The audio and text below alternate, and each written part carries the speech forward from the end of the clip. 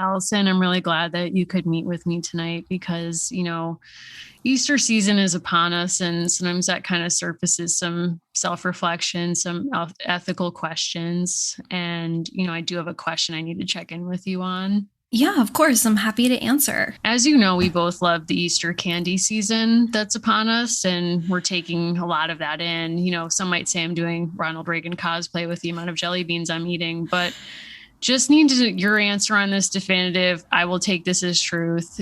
Can vegetarians eat Peeps? There's no ethical peep consumption under capitalism, so no. Oh my God, I can't hear this.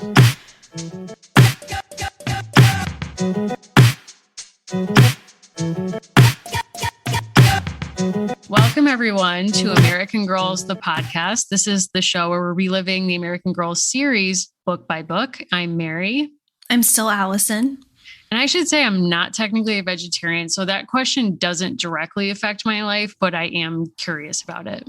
I mean, I think because that TikTok audio is going around about one being a vegetarian, if someone says they have beef, we're all just thinking thoughts that we hadn't thought previously. It opens so many doors. And I did think back, I told you this before, but when I was in religion class, when I was a kid, I genuinely was like, can vegetarians eat animal crackers? This is a real question that I'm asking you. And nobody took it seriously, and I got in trouble for asking. But, I'm just wondering, the metaphorical value of naming something, does that mean is symbolically true? Is that a kind of truth that matters in its own way? I don't know. Allison. I mean, I guess I'm just at that point in the pandemic. I don't know. I think Peeps are highly polarizing. I think we are going to get some feedback on that question. I think we're going to hear from people. Just to let people know what my current position is, sure. I have pretty much at the ready at my command. I know where they are at all times. I have 2 stuffed Peeps that are for my pleasure. One is pink, one is blue. Wow. I will probably be purchasing one of the bunnies this year when they go on sale at my consumer value store of choice. You need it. I mean, and now they make actual Peeps that are dipped in chocolate. Yes, they do. Yes, they do. And those are excellent. If no one's tried those are excellent. And I feel bad because, as I told you before we sat down to record, I did ask Anna to buy me some jelly beans, and she bought me Jelly Belly because that's all the store had. No. And I was like, this is too bougie for me. They'll come at you with buttered popcorn, very fancy flavors. To me, true jelly beans are these are the flavors that are on offer. Pink, red. I don't Anna was like, but what flavor is pink? And I was like, don't ask, don't tell. I hope to never know the answer to that question. I just know I enjoy it. The end. I think black is licorice. Black is licorice, and that's divisive. A lot of people don't like that. I love black licorice. I hate licorice as candy, but I love black licorice jelly beans. Because no one, as a nation, we're in crisis. No one really understands what's happening with jelly beans. Here's the thing. My gift to everyone who listens to this show, if you haven't turned it off already, when you purchase a bunny-shaped Peep, you're making an investment in your own future. And I'm going to explain why. Wow. There are a few things better for a s'more. Wow. Right. Because you need to think about the aerodynamics. You need to think about fit. Right. The bunny Peep is a flatter structure. She or he or they fit perfectly within the context of the s'more. But here's why it's an investment in your own rebirth and your recreation around the springtime. When you do a s'more in the microwave, you're saying to yourself, I believe in an eternal summer. Oh my God.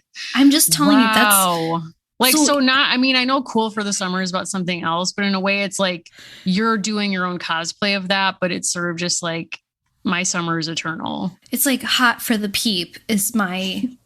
Did you know that Jamie Foxx's first album is called Peep This? Do you think it was actually about Peeps? I don't.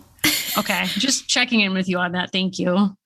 I do know that there was a point in the pandemic when there was, I'll say, concern from my corner of the internet that Peep factories were not able to supply perhaps what we need. And this was a joke, and it's not a joke. It's not. Listen, on a serious note, it's we're over a year into this pandemic as of this recording. And I really think anything you can do to take care of yourself and be kind to yourself is absolutely worth it. No, and I think there is a tendency on certain social media platforms where it's like, let people enjoy things that are still relatively harmless and come for people about things where accountability is important. Yes. On that note, I'm seeing a lot of social media posting about vaccine stations and where vaccines are being given and certain rewards for being vaccinated. And there's a lot of posting I actually saw earlier today about Krispy Kreme and people saying like, oh, if you come get a vaccine, like you can get a free Krispy Kreme donut. And a doctor came out and was like, don't try it. Yes, it's important we all get vaccines, but don't incentivize donuts. And I'm like, honestly, if you attempt for 1 second to bring fat shaming into vaccination, I will lose it. Like I am not playing games with this. Like, I don't know who did this, but stop, cease and desist. If you see this kind of stuff happening, please call it out. Like, absolutely no one needs to be body shamed on top of everything else this past year has brought. Like, if you want to give me a donut when I get my vaccine, like I may, like, I guess it's not safe enough to hug people yet, but like I would want to do that. Yeah, I understand that completely. I also think within the medical establishment, it's like, let's maybe be honest about the ways in which racism, misogyny, and white supremacy formed your professional culture before we start coming for donuts. Can't. Oops. Surely can't. Allison, we've come here today not only to really dispel some myths about the history of medicine, donuts, vaccines, and peeps. Who knew we were going to cover so much ground so soon? But we've also come together to talk about a book that's actually of the AG universe, and it was inspired by our listeners. So thank you to the listeners who posted about this book. But we saw a couple of listeners post that they were in maybe a fit of nostalgia or just like true standing, rereading the classic children's series, Amelia's Notebook. Yes. And unbeknownst to us, excerpts from Amelia's Notebook were printed in the American Girl magazine for several years. It's now no longer under the imprint of American Girl. It's still in publication. But we wanted to actually just press pause for a second and still do something American Girl related before we transition to the next series of books. So today we're going to be talking about Amelia's Notebook.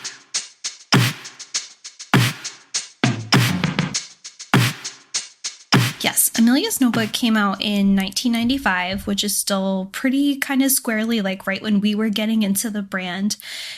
So the first of all of the Amelia series is the one that we chose to read for today. And it came out in like a pretty, or not like a small press, but it came out really kind of became huge, particularly with American Girl republishing the book just a few years later in 1999. It has since been translated into 4 other languages. It has a global presence.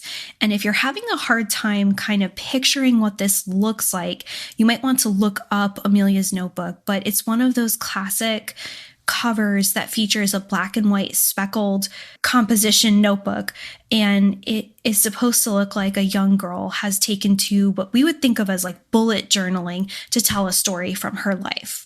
Yes. So she's with text and images, sort of drawing herself, her friends, her sister, and also writing illustrative text, taking you through a transition in her life. So the first book in this series follows her, what I'm guessing is a cross-country move. It's like 3,500 miles or something like that. It takes 3 days. And her both missing her best friend back at home, Nadia, and also adjusting to her new school and her new life with her mom and her sister, Cleo. The author, and it's kind of funny the way this is presented, even on the cover of the book, is it's Amelia's Notebook, like with some of it by Marissa Moss. And Marissa Moss is really kind of the genius behind these stories. And prior to doing this, she wrote other girl stories in the format of a historical journal or a kind of diary format. And you can see her kind of being, I don't want to say like a genesis, but like very similar origins to something like the Dear America stories. Like she wrote books called Rachel's Journal, the story of a pioneer girl, Emma's Journal, the story of a colonial girl. So very interested in kind of telling young people's stories and specifically young women's stories as if from their perspective.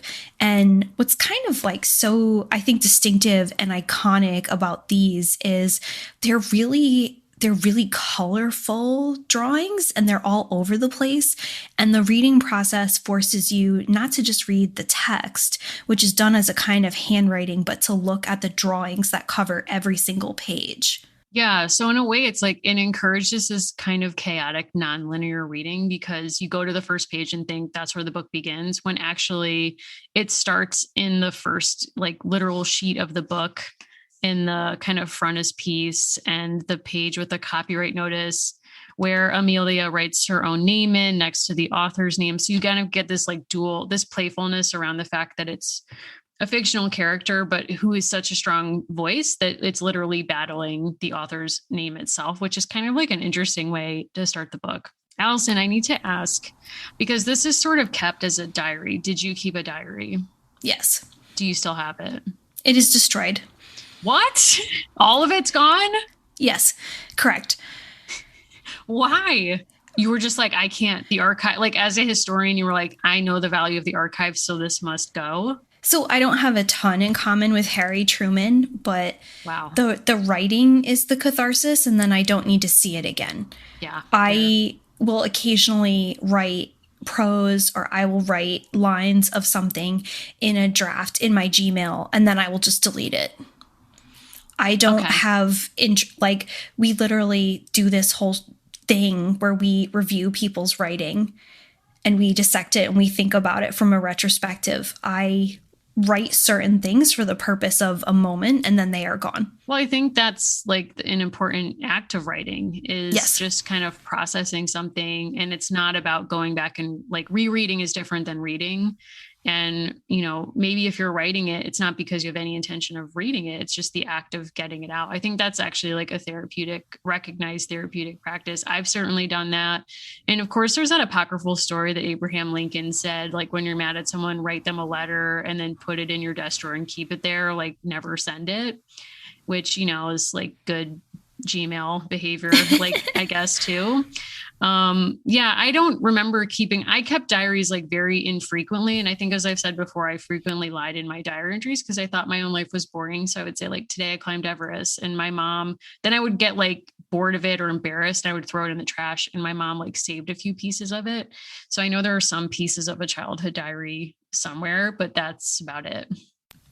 Rachel Bloom's book, which came out in 2020, I Want to Be Where the Normal People Are, features actual scans of not just writing she did for a high school paper, but also parts from her diary, which I have to say, I just could never. I think it serves like a really interesting purpose. You see her handwriting and you see her both like censoring herself, but then also like changing what she thinks about something or who she imagines reading it, which is different. I think I'm always fascinated by people who have this incredible personal archive of their experience. And in some ways I'm jealous because it would be cool to revisit different moments in my life. But at the same time, I also don't think I would enjoy revisiting like huge spans of time in my life that were difficult, like for health reasons or whatever else. But I know that we're both watching something that speaks to this theme.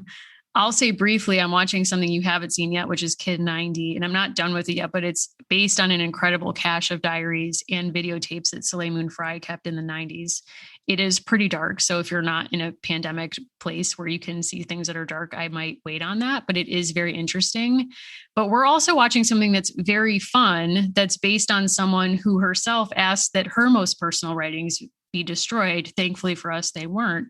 And that's Emily Dickinson. We're both finally watching Dickinson after many, many listeners have told us that we would love it. And surprise, we love it. Yeah, it's a very funny, quirky, and I think kind of like irreverent take on Emily Dickinson. I don't think I would have actually wanted to spend much time with the real Emily. And I think in some ways, like her dedication to some of the baking would have really gone over the top for me pretty quickly. And I do think like her story raises so many ethical questions of like, there are people who have written diaries for the exact purpose of knowing other people will read them. A person I am the 9th great granddaughter of wrote a very kind of self-serving final letter that was written to his descendants, but really was written like for the world to kind of clarify who he thought he was, right? So like these things have multiple purposes. In my case, if I wrote something and then shoved it away, I really don't want people reading it. But I think there's that intrigue of the people who do like to revise and review. And I think Amelia of Amelia's Notebook would fall under this. They don't destroy. They might hide or conceal, but they don't actually destroy it. I Amy March myself right into the fire. Metaphorically. Which is interesting you say that, because Marmee, or Louisa May Alcott's actual mother, asked that all of her papers be burned or destroyed upon her death. And they honored those wishes, which makes it that much more difficult to do research. But that would have been your tact, like burn it all, it's gone. Like truly like inbox 0, permanently 0, it's over. Yeah. Oh yeah. Yeah. I'm so impressed by this book, and I'm so impressed by people who draw and create in a very certain kind of way, because I don't have that impulse.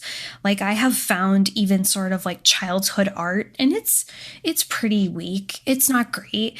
And I see the value of it as like, I was a child and I created this and I was loved, so it was saved. Beyond that, there's not a ton of merit there. In your personal archive? Yeah, like my childhood oeuvre. Like Amelia, with the way that she's keeping this notebook, she's going for it. She is. And what's really interesting is that you kind of have to wonder, like, who are we supposed to imagine the audience for Amelia's Notebook is to Amelia? And it seems like throughout this book, there's a lot of playful, funny parts where she writes.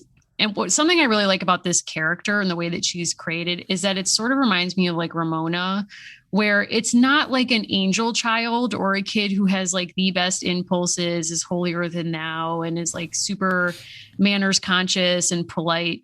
In fact, like Amelia says some really rude stuff about her sister and draws some sort of rude drawings of her, and, is complaining a lot, and just kind of like, it feels very real to me. And then there's a moment in the notebook where Cleo finds the notebook and reads everything Amelia's written about her. And she's upset about it. But then Amelia responds by just drawing all these like keep out, like, I don't care if you see this kind of stuff. So I really loved her kind of vibe and her attitude. But it did make me think like, okay, is no one supposed to read this notebook? Because then later she writes down all these stories, maybe it seems like a place to kind of write a rough draft of them, of some stories to send to her friend Nadia to be entered into like essentially a storytelling competition. So it does seem like almost a commonplace. It's like a diary, but it's sort of a commonplace book. And it's also like a space to kind of jot down her ideas. So this entire journal, which is summarized pretty succinctly as something that she's given by her mother for her 9th birthday, and it's a place to share her true feelings. But this entire journal has the energy of when you would put up an away message like, can't talk, leave it. Sorry, I'm not home right now. I'm something in my spider web, leave a message and I'll call you back. An epic no doubt moment. She's very interested in calling attention to the ways in which she does not want people to pay attention to what she's experiencing. Wow. Yeah. It is like, oh my God, you're taking me like such a mental journey with that away message reference. Like, I have never been as passive aggressive in my life as I've been when I've crafted away messages. But don't you think, so number one, I want to say like part of what this book brought back to me was like a certain way of communicating from being a child at the same time that Amelia was a fictional child, but also the way that away messages actually taught you something about a boundary, like that you were not available and that there were creative ways and a variety of ways to say to people, like, I'm not open to discussion right now. And now you can have your phone off do not disturb and truly be bothered by something at any hour of the day. Whereas an away message, like, it could be passive aggressive, but it also could be a clear communication of like why you were not talking to someone. Yeah. And it's kind of like we've flipped that dynamic now because, as you're saying, in the past, like in the glory days of AOL and whatnot, and AIM, oh my God, I loved AIM. You were the person who made it sort of like your best defense is a strong offense. Like you would put up an away message that's like, don't even try it. Like, do not. No. Here's a Vanilla Ice quote that doesn't really make sense with the attitude I've just shown, but like, trust me, do not even, if you must leave me a message, you can, but like, please do not contact me. And people would have to make that they could try to contact you, but they weren't really getting through. Now, as you're saying, like, unless you have your phone like super locked down, you can have notifications or people entering your boundary just to even tell you that, you know, what the weather is today or like the latest news headline that you don't really care about. So it is like so invasive in a way that is on us to contain. Yeah, I think Amelia would not be on Do Not Disturb. I think Amelia would have all of her push notifications on. I think she's someone who craves contact, like wants to be in touch with people. Like part of the persona of Amelia, we can talk a bit about like different things that happened to her that she covers in the course of the journal. I would say she's kind of a slightly less caustic Harriet spy. Like she's very curious about people. She is a little bit nosy, and she does kind of document the way that people around her seem to be or like seem to exist. But I think in our, you know, last year rewatch of Harriet the Spy and some of our discussion around those kinds of things, there is like kind of a meanness to the way that she would summarize people. And Amelia is maybe a little bit more innocent. Like I think Amelia is more the fit for the American girl world of the mid 1990s because there is a kind of innocence that plays out. Like Amelia is struggling. She has been forced to move. It's her birthday. She's not happy with being in a new house or being with her family. And core to the story is like missing a best friend, like all things that are really super relatable to lots of young people, because the through line is Amelia has lost control of her life, which you feel all the time when you're a child to varying degrees. And her mom is sort of like, here's a notebook, go do something with it. And I think what's cool looking back is like you're given a lot of tools as a kid, hopefully, to express yourself. And some of them stick and some of them don't. Like you get art lessons or music lessons and you kind of have to figure out, well, which of these things actually works for me? Like I played music for 13, 14 years, never felt like it was a way to express myself, which doesn't mean it was bad, but it wasn't that for me. My nephews started playing music, like playing around with it when they were 3, and it already is a way that they express themselves. Like you don't know. Right. But that's an important basic lesson, which is like you can be really talented at something that has no meaning for you, or it is not an interest that you seek out potentially in free time. And I think you're pointing also to like a bigger expectation or act of childhood, which is certainly shaped by privilege, the scale to which you can do this. But it's about like writing your own story, like figuring yourself out. Who am I? What am I interested in? And now it seems like so many kids are pushed into activities as like status symbols. Like, of course, you're going to play soccer or you're going to do dance classes. But, you know, at least when I was growing up, and I'm not 100 years old, like, and I think it's still like this for many kids now, you know, my parents would sort of say, like, do you like doing this? Like, do you want to try this? And the minute we stopped enjoying it, like if we had made a commitment, we would have to stay on the team for the season or whatever. I really love sports, but my older brother didn't. But we could pick and choose what we were interested in. It was interesting to see like the interest we would pick up and then drop and then adopt something completely different. And I sort of think the notebook is a really interesting framework to see Amelia sort of try to do that. And I do think she is more likable than Harriet the Spy too, because she's not malicious. Like even when there's a heartbreaking moment in this book where you figure out her best friend that she's left behind and her birthday are a week apart. And this friend has had a really cool birthday party. And of course you can picture Amelia there if she was still living in that area. And instead the friend has sent her a gift bag from the birthday party and said like, I would send you cake, but like, obviously that doesn't ship well. And instead of saying like she cries, she tells you that she cries because she's so sad and misses her friend. But she also says like, wasn't that so great of Nadia to do that for me? And that's just such an endearing like reflection that even when she's sad, she's also like, and I'm so happy I have this great friend. I think part of why these things are like either really valuable to people to keep or very hard to keep is basically Amelia is like self-soothing into her adolescence. Like she's given a tool and it like helps her to work things out on the page. Again, I'm not very good at drawing, but I think part of the allure for me when I was younger reading these and even now is it's impressive to see like how many colored pens and like how much she puts into all of the visuals. Like she doesn't just say, I hate it here. She puts a big highlighted block around it and draws all these things. And she also puts like a visual that there's this sadness, right? Like she's left behind her bedroom and she draws the sign that her sister Cleo had put on the door. Something that you could also never convey with just a conventional typesetting. The writing is, the text is in handwriting. Nothing, all caps, can make me feel better. And there's like this kind of chaos, page 1. It's like, okay, here we go, Amelia. I'm nervous, but I also just love her energy. Like I really do love the pages where Cleo has been like caught reading her notebook and she just says, serves her right. She shouldn't read my private business. Instead of apologizing for like pretty rude stuff she said, she's like, well, that serves you right. And then writes special fingerprint paper. Your prints are being recorded right now. And it's like, I love this sort of like sibling on sibling mind game of like, I'm recording, like you are under my surveillance. If you touch my stuff, I will know about it, which for anyone who has siblings, I feel like everyone has had that kind of moment where you kind of have to navigate the feeling of like, what is a shared object and what is not, and like privacy. And she goes from sharing a room to having her own room. And that's a big transition. And I don't know, there was something about that resonated with me where it's sort of like, I hated it when I thought my brothers were like in my stuff. I never took it to a place of inventing a fake fingerprinting technology, but you know, maybe I should have thought about it. We had neighbors growing up who had a trampoline and we did not. And we were dying to go on the trampoline. And they basically were on it for like the first week they had it and then they lost interest. So we would always be like, hey, like, can we get on the trampoline? What's up? And they just were like, absolutely not wanting us on the trampoline. So to keep us off, they were like, just so you know, we have a camcorder that's on that trampoline 24/7.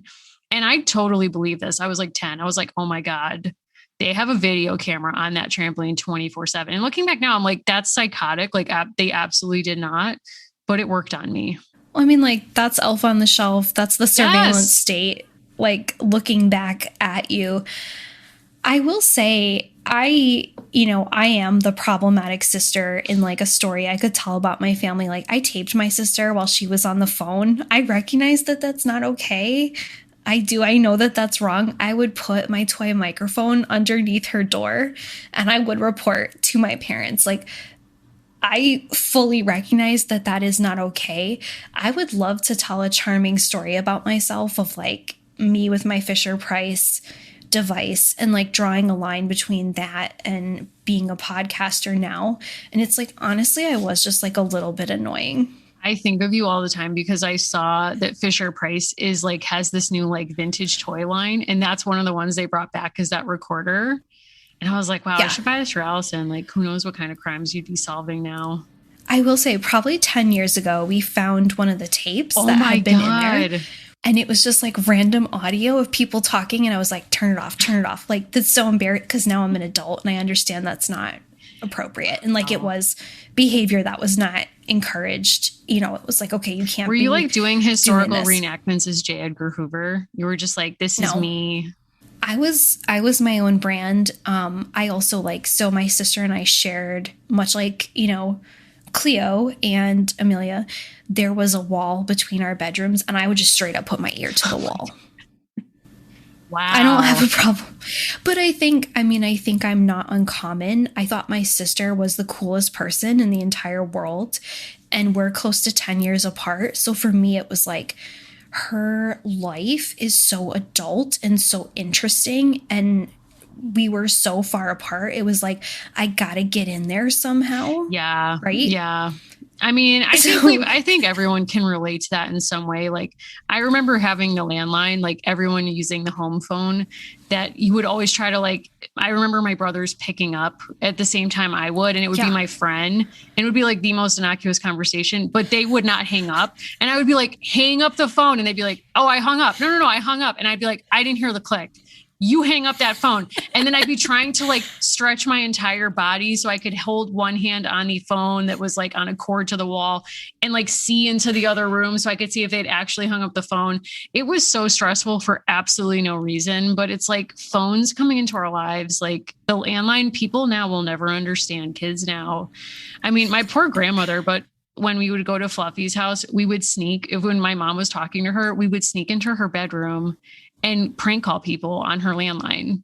Like just invent numbers, call people, say crazy stuff. And they would sometimes, we forgot about like when Star 69 happened, we were like, uh-oh, because people then called back. And my grandmother was like, what the hell? Like, why are you yelling at me? I didn't call you. And like so going so extra, like so offended. And they would say like some reference and my grandmother would be like, oh my God, what do you mean I never mentioned Ninja Turtles. And then she'd be like, no. And then she'd be like, I'm terribly sorry. And then we would hear her coming down the hall. And we'd be like, no, like literally jump out the window, do anything, get out of here.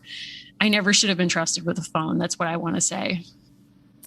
Well, I think the difference between that kind of shenanigan and like a fully like digital world shenanigan of like 20 teens and beyond is like you could be causing similar havoc on Reddit, but it's going to live on the internet forever. That's the thing is like most of the stuff that we did that was stupid, it's gone. Like your tape, you could throw that out. The evidence is gone. Like of you recording your sister, your diaries have all been destroyed. Like kids say, even now, like my AIM embarrassing away message, I can't even remember what they were. They're gone. Like all of that stuff, the internet sort of remembers forever, but then sometimes doesn't remember. Like MySpace just deleted like 15 million songs or something. So if you were a teenage musician who had your stuff up there, like it might not be there. All of Vine was taken away, even though they said they were going to maintain that. So it's weird, but I think you're right that these kind of trails last now much longer. And I don't know if that's necessarily fair. How do you think that would change, like for young people today? Because I could see like a major resurgence of something like an Amelia's Notebook as a result of the pandemic, right? Because as part of this, they not only included snippets from this in the American Girl magazine, they also marketed her guide to gossip. She had all these other kind of like different books to help you, but you could also make My Notebook. And It was kind of like a framework set out by Amelia. Like, do you think that's going to get more popular? For kids or for adults or both? Frankly, I think if you re-released an Amelia's Notebook tomorrow for people trying to cope with the pandemic, that's a free $1 billion idea. I think so. And I think like I've been reading a lot that people who have not kept journals or diaries have been doing it in the past year, because I think even people who aren't curious about history or interested know that they're living through what just even for their own personal history would be a really significant period of time. And in fact, the New York Historical Society is aggressively trying to collect any kind of ephemera around the pandemic at this point. So if you've been keeping a diary and you want to give it to the Historical Society, by all means, feel free. So I do think that it would reach an audience now. It's interesting. Like, I think there's kind of a mixed media piece to it too, that I know if you like watch TikTok at all, that at least my TikTok shows me people who draw on iPads and stuff using Procreate. So like, I think people are using different means that Amelia might recognize to do similar work. I don't know. I do think it's happening. I think before this, people who were adults who did bullet journaling, it's so oriented around productivity. And this is a time when you purposely can't be overly productive, or at least you shouldn't be. So I do think that's an interesting juxtaposition, but I think it would be successful. Do you ever draw in something that you're keeping, like to help as a shorthand or as something fun? I do, Allison. As you know, I went on a tear where I was like taking all these online classes at one point, art classes. So I grew up loving to draw and to paint. And I would sit in the back of my religion class where I'm making it sound like I was badly behaved all the time, which is not true. But I like to draw the religious paintings that were in our textbook. And then I would give them to my Grandma Fluffy, who as like this is what I did at school today kind of thing. And I would come back to her house the next time and it would be framed on her wall. And in fact, like there was an entire wall of her family room that was literally drawings I had done on notebook paper. It was very sweet. And I really loved drawing, and I got away from it because it wasn't like part of, it didn't seem productive, I guess. I'm part of the problem. And so actually this time period has brought me back to making art and doing things. I made you paper dolls for your birthday last year of us in different time periods. And like, that was sort of like actually a point where I was like getting back into drawing.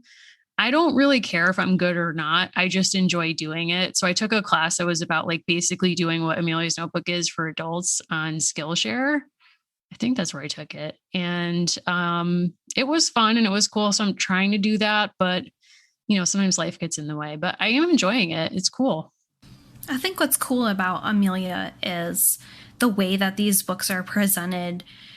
It's very attainable or like very achievable level drawing. Like the way that the car is drawn as basically like like a little plateau line with some wheels. That's how I would draw a car. And even like just like the very basic sketch. Amelia herself, if you don't remember, has a Liza Minnelli vibe with like very thick eyelashes and just like very sharp features, and all of like her two friends that are pretty central, her sister and her parents, who really kind of fade out of the story. Like they are cartoons. Yeah. Speaking of the queer culture of it all, it's interesting you made that reference. When I was reading these books, and I read a couple of them because I should say Anna had a bunch of these growing up. And actually, thanks to Anna, she had some Amelia's Notebooks excerpts that were in the American Girl magazine that she tore out and kept. And her personal archive is way more orderly and vast than anything I have saved in my life. So thank you, Anna, for that. And we'll share some of those in a few minutes. They're amazing. But I was actually thinking about, in the queer culture of it all, like, where does Amelia go when she grows up?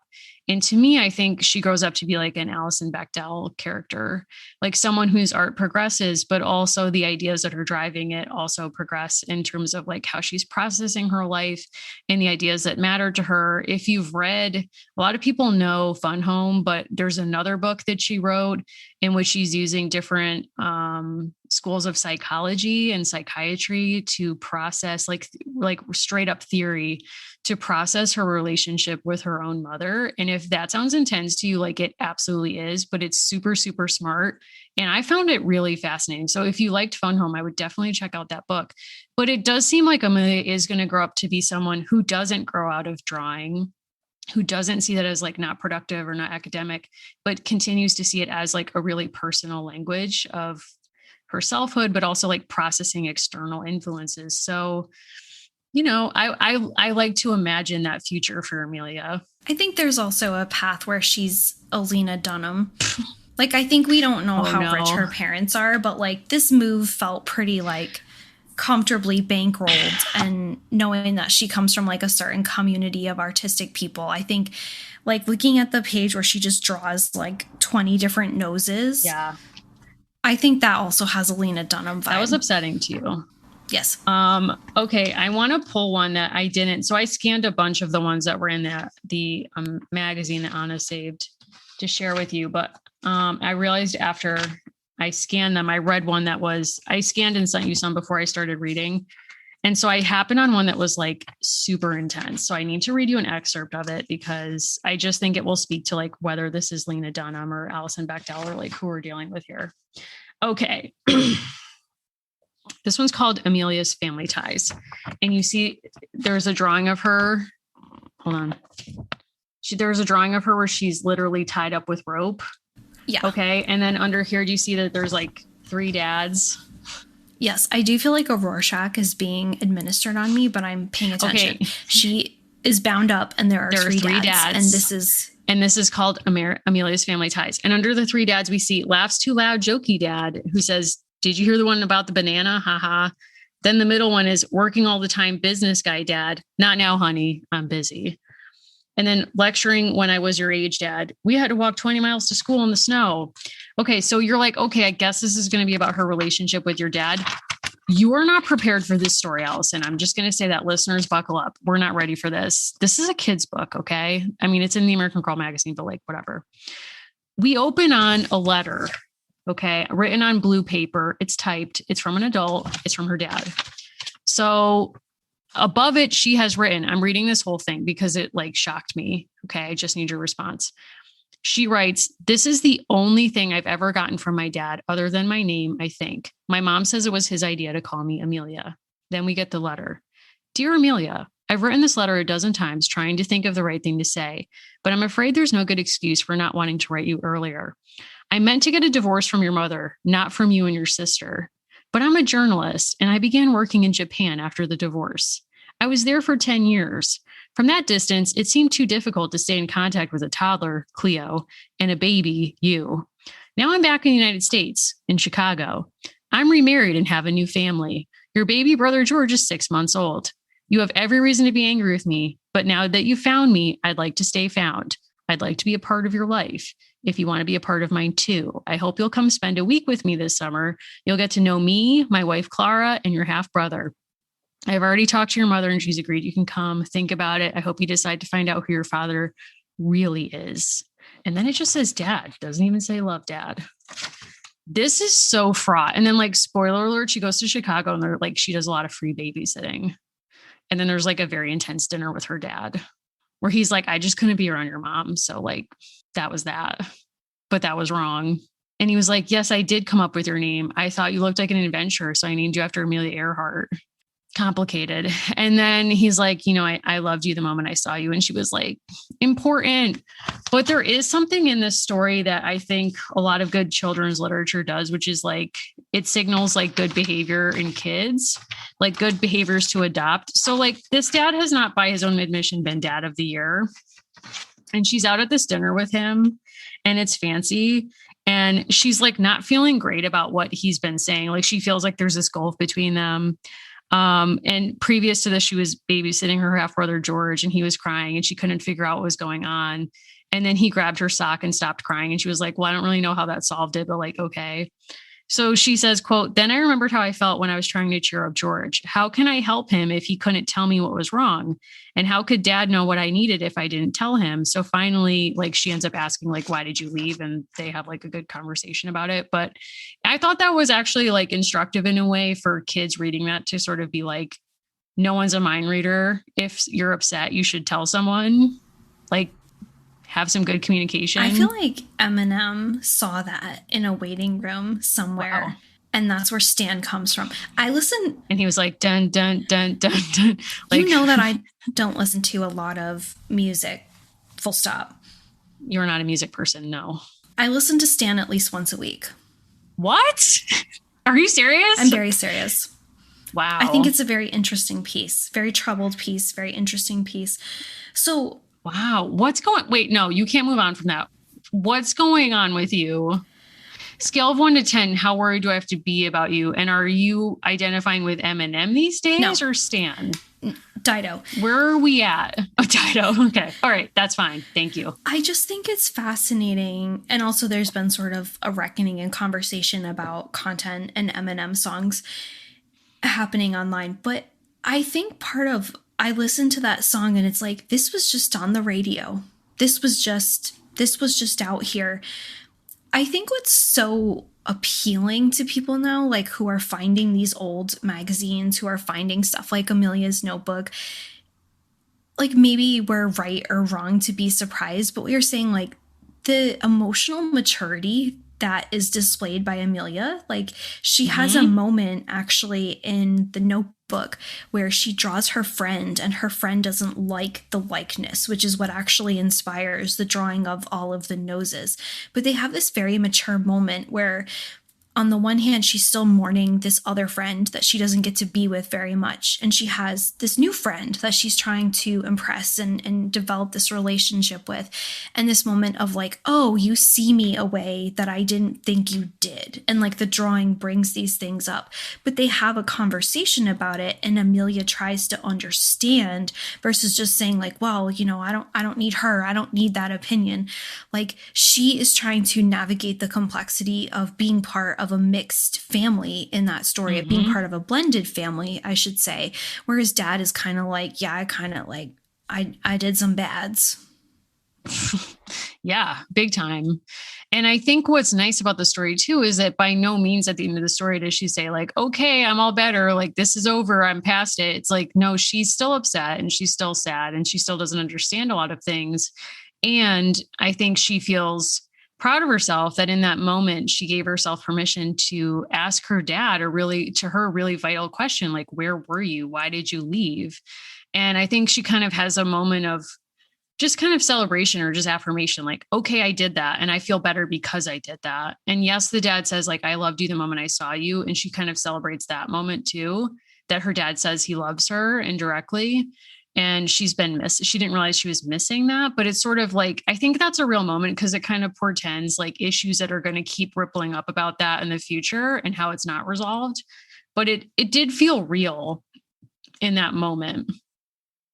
Yeah, I think, there's been a lot of conversation around the new American Girl doll, right? And the question of the fact that she has relatives who are women who are married to each other, right? Like she has great aunts who are lesbians who are married to each other. And it's so missing like so many of the different things that have played out across the brand where like it was really teaching like young people to be curious, to be informed about their life, but also realities. Like people do leave their families sometimes, right? Like they start other families or like there's trauma, there's moves, like Amelia has to leave the place that she loves and she kind of loses the relationship she'd had with her best friend. She's also very funny, like her sister. I have some Cleo vibes. Cleo at every single restaurant will only order a cheeseburger. And like I went through that decade as well.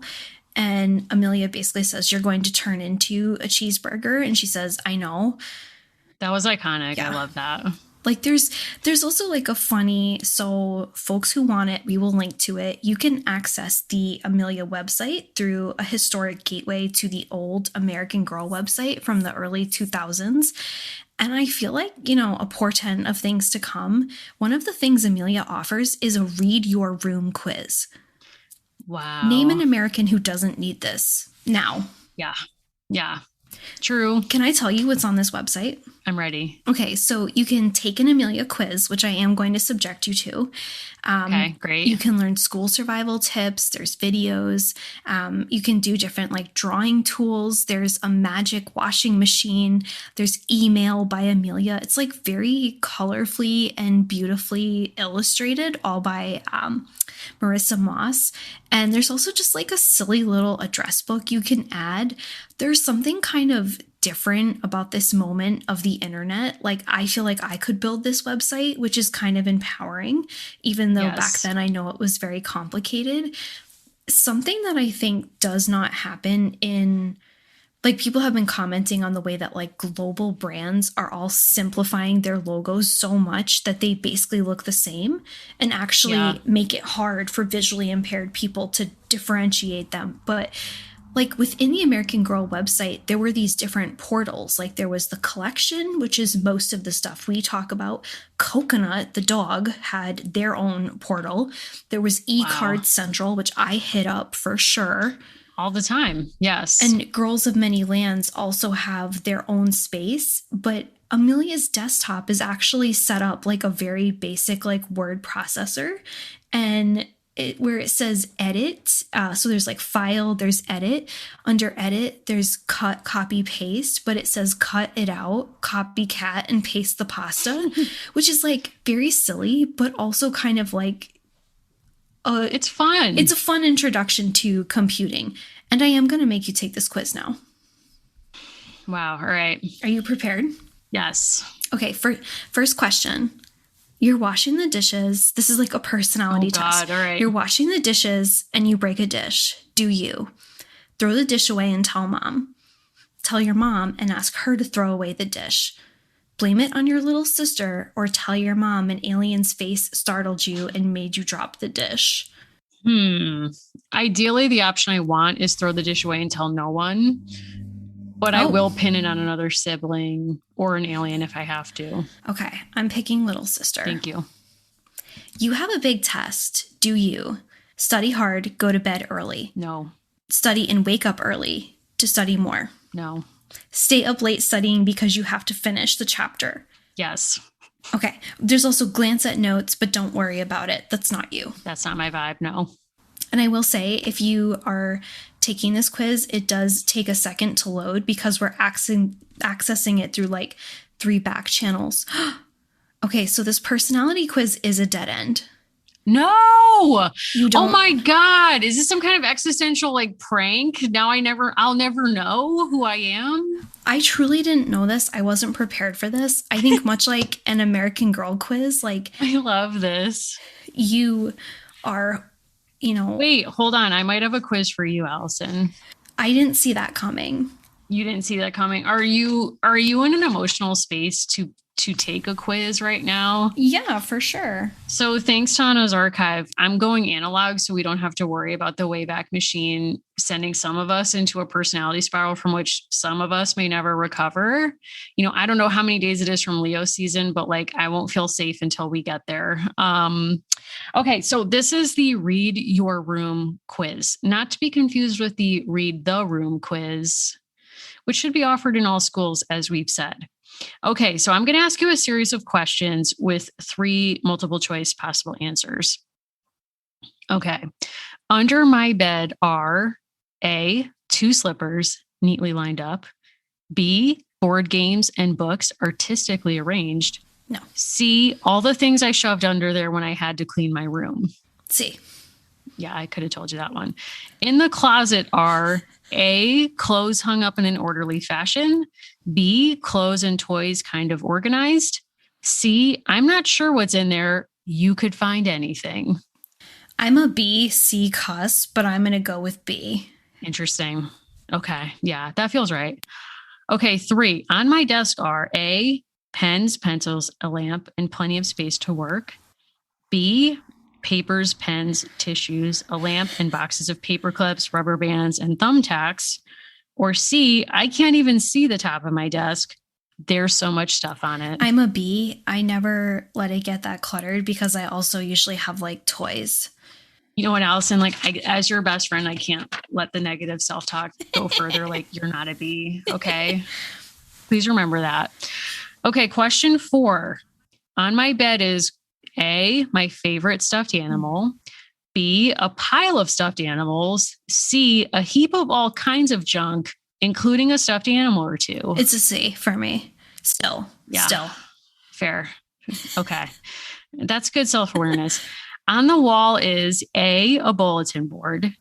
B, a poster or 2. C, such a spread of posters, I'm not sure what color the wall is. A, I had the same Renoir posters on my wall for a very long time. You're fancy, huh? Yes. With Renoir posters. But I had like these like fabric boards that I like had with them. Fair. So let's see. Extra credit questions. Oh. My dream room would have A, a skylight with a telescope, of course. B, a secret compartment behind the bookcase. C, my own vending machine full of junk food. That's not even a question. It's C. I knew that one. Could have told you. My favorite decoration is A, my collection of glass animals neatly dusted. B, the glow-in-the-dark stars on my ceiling. Talk about iconic. C, a lava lamp if I can ever find it. Oh my God. I had all of those. You had a lava lamp? I had a lava lamp. It was given to me. Oh my God. I had the glow-in-the-dark stars, and I may have said this on this show before. I put my glow-in-the-dark stars not just on the ceiling, but on the top of my canopy bed, so I would always have a view. Wow. It's iconic. That is iconic. Oh my God. Wow. So which is it? All of them, I guess?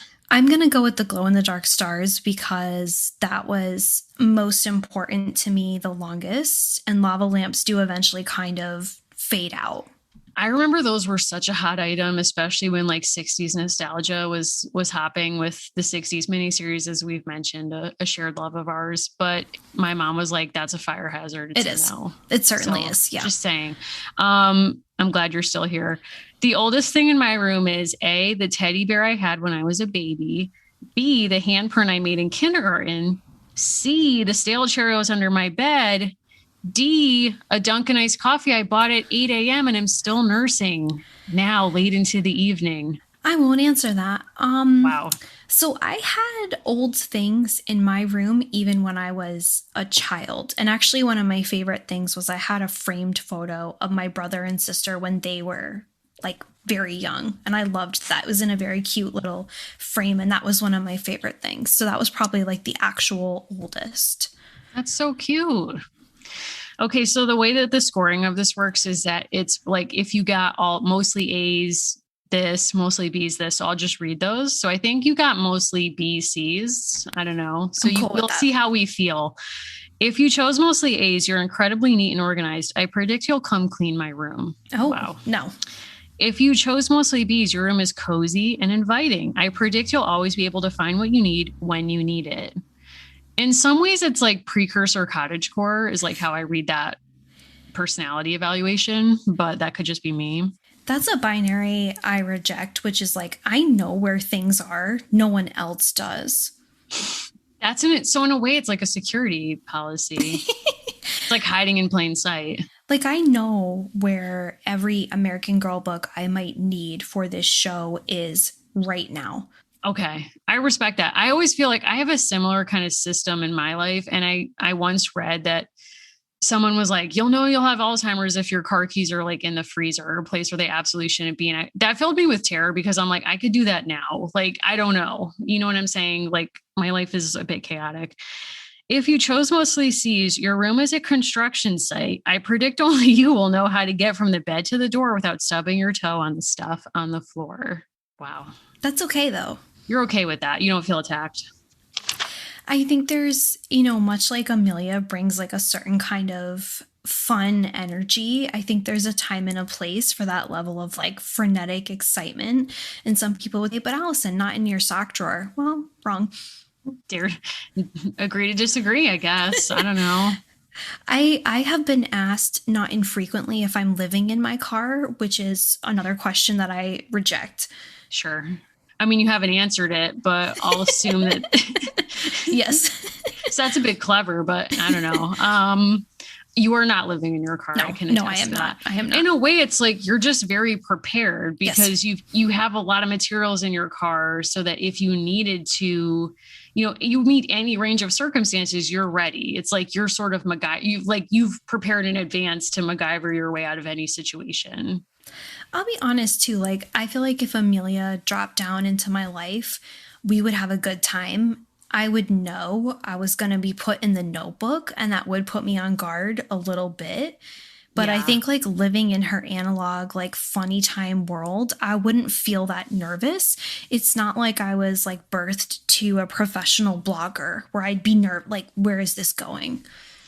That would like if I was being raised by an influencer who was like, by the way, like that little hijink you did earlier, can you do it again? I need a second take because the camera angle was off. And I'm obviously going to be putting this on all my socials. Like, can you imagine a fate worse than that? I don't know. Like I don't know. I mean, Amelia is a second child, as am I. And I feel like that energy is in the book. It wasn't discussed because, and I won't make this personal, but you were sort of raised like an oldest child. So like the middle child piece, like it doesn't like, you don't bump up against that. It doesn't land on you. Whereas for me, when she says, when Cleo was in the kitchen with her friend, it was like, they treated me like I was just a chair or piece of furniture and they couldn't see me. I was like, this is a brand that I understand and I'm here for it, but it's also a lot sometimes, but I think she'd be fun to hang out with. Yeah. And I'm kind of happy. So like, the arc of the book is her trying to adjust to a new place, but kind of discovering that she enjoys this notebook, right? That she's passionate about kind of like sharing things about herself and like learning about that. And also learning along the way, like that other people could read it and that there are consequences.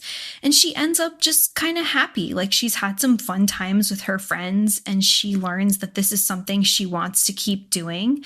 And I also love a smart sort of writer publisher moment. It's like, Amelia wants to keep going. Are you? Yeah, sure. And there's also a very relatable moment at the very end of the book. So it is like a composition book. So the insides of the front and back cover have those like standard measurements and stuff that a composition book has. And in the very back, it's like table of time measure. And it's like 60 seconds equals 1 minute. And then it goes further down. It says 365 days equals one common year. And Amelia's written in there, this year is definitely not common. And it's like, Wow. This book is timeless. She knew. She knew. Wow. Well, she's a fortune teller, according to that quiz I just said. Apparently, there was something on the American Girl website where she told fortunes. So there is. I was actually able to get a screenshot of that, and I should be thanking the Internet Archive and not being upset for where it failed me, just briefly. But as part of this, she offered words of wisdom. And the auto or like randomly generated one that I got earlier today was bad luck sign. The line you're in is always the slowest. And dear reader, I was trying to engage with a COVID vaccine website. That's all I'll say. That's kind of a dark ending.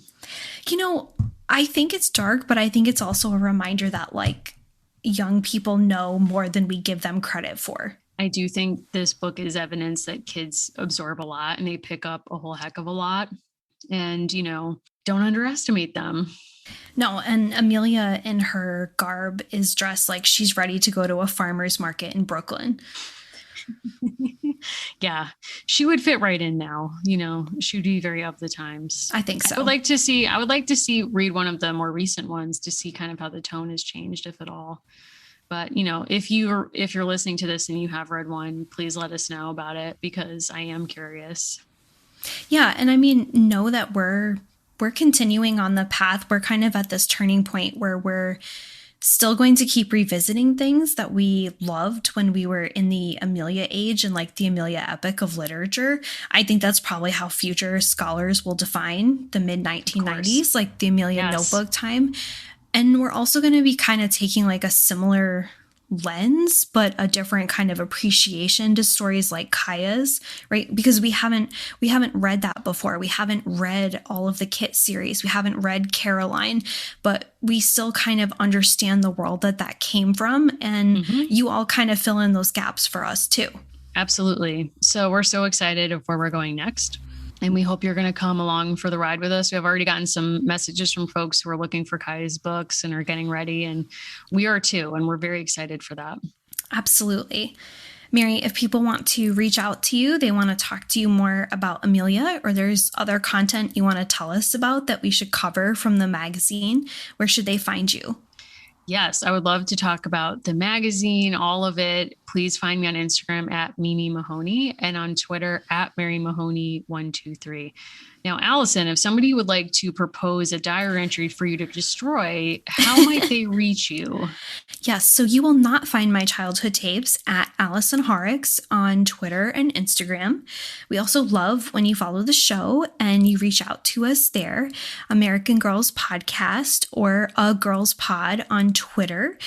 We really appreciate when you reach out to us. And we do have a link tree where we post things like our merchandise or other ways that you can support the show, such as our Patreon. So that is kind of an easy spot, or on our website for American Girls Podcast.